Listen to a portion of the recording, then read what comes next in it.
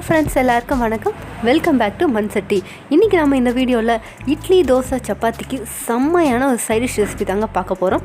வீடியோக்குள்ளே போகிறதுக்கு முன்னாடி நம்ம சேனலை சப்ஸ்கிரைப் பண்ணாதவங்க சப்ஸ்கிரைப் பண்ணிக்கோங்க. கூடவே பெல் ஐக்கானே கிளிக் பண்ணிக்கோங்க.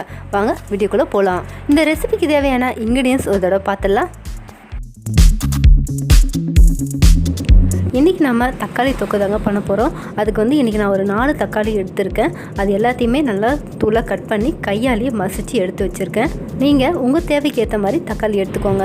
ஒரு வானலியில் 2 குழிக்கரண்டி அளவு தாளிக்கு தேவையான எண்ணெய் எடுத்துக்கோங்க. நீங்கள் அதிகமாக இருக்குன்னு நினச்சிங்கன்னா கொஞ்சம் குறைச்சி கூட சேர்த்துக்கலாம். எண்ணெய் நல்லா காஞ்சதும் அதில் கடுகு சேர்த்துக்கலாம். கடுகு நல்லா பொரியணும்.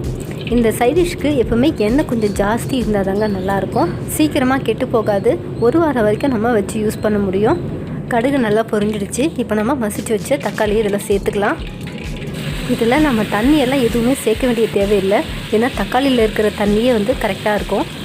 தக்காளி சேர்த்து ஒரு 2 நிமிஷம் கொஞ்சம் வதங்கட்டும். அதை கொஞ்சம் வதங்கினதுக்கப்புறம் லைட்டாக கொதிக்க ஆரம்பிக்குங்க. அந்த டைமில் நம்ம சால்ட்டு சேர்த்துக்கலாம்.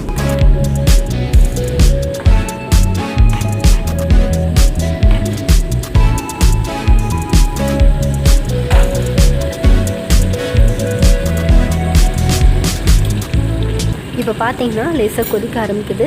இந்த டைமில் நம்ம சால்ட் சேர்த்துக்கலாம். நான் 1 ஸ்பூன் அளவு சேர்த்துருக்கேன். இப்போ இதை நம்ம நல்லா மிக்ஸ் பண்ணி விட்டுக்கலாம். உப்பு சேர்த்து நல்லா மிக்ஸ் பண்ணதுக்கப்புறம் நம்ம இதில் குழம்பு மிளகாய் தூள் சேர்த்துக்கலாம். நான் இன்றைக்கி 2 ஸ்பூன் அளவு சேர்த்துருக்கேங்க. நீங்கள் தக்காளி எந்த அளவுக்கு எடுக்கிறீங்களோ அதுக்கேற்ற மாதிரி சேர்த்துக்கோங்க. குழம்பு மிளகாய் தூள் சேர்த்ததுக்கப்புறம் 1 டீஸ்பூன் அளவு தனி மிளகாய் தூள் சேர்த்துக்கலாம். கொஞ்சமாக மஞ்சள் தூள் சேர்த்துக்கலாம். இது எல்லாத்தையும் சேர்த்து நல்லா மிக்ஸ் பண்ணி விட்டுக்கோங்க.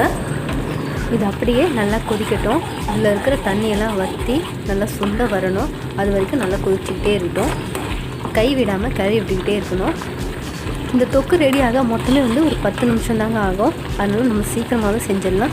அதே போல் தக்காளி நம்ம கையால் மசிச்சு தான் போடணுன்ட்டு இல்லை, மிக்சியில் அரைச்சி கூட செய்யலாம். நம்ம இந்த மாதிரி செய்யறதுக்கும் மிக்சியில் போட்டு அரைச்சி செய்யறதுக்கும் டேஸ்ட்டில் கொஞ்சம் டிஃப்ரெண்ட் இருக்கும். எந்த மெத்தடில் செஞ்சாலுமே டேஸ்ட் பார்த்திங்கன்னா ரொம்ப ரொம்ப அருமையாக இருக்குங்க.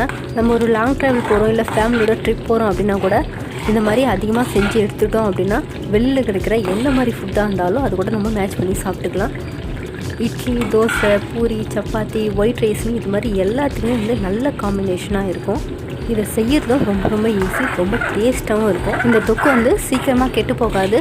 4 நாள் வரைக்கும் நல்லாயிருக்கும். ஃப்ரிட்ஜில் வச்சு யூஸ் பண்ணுறீங்க அப்படின்னா 1 வாரம் 10 நாள் வரைக்கும் வச்சு யூஸ் பண்ணலாம். இப்போ இந்த தொக்கு நல்லா கொதித்து ரெடி ஆகிடுச்சுங்க. எந்த அளவுக்கு சுண்டை இருக்குது பாருங்கள். இந்த ஸ்டேஜில் நம்ம ஸ்டவ் ஆஃப் பண்ணிவிட்டு இதை வேறு ஒரு பவுலுக்கு மாற்றி வச்சிடலாம்.